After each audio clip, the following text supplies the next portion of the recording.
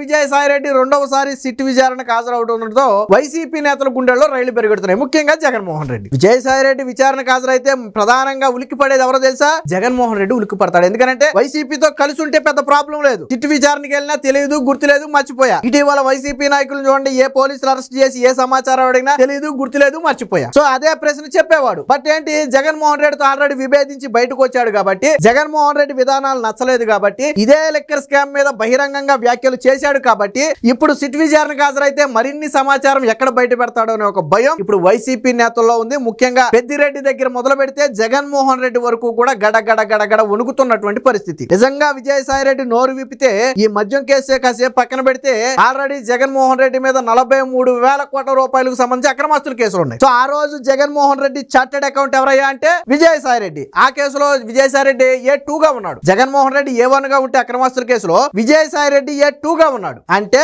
జగన్మోహన్ రెడ్డి గురించి A to Z తెలిసిన వ్యక్తి ఎవరైనా ఉన్నారు అంటే వన్ అండ్ ఓన్లీ విజయసాయిరెడ్డి.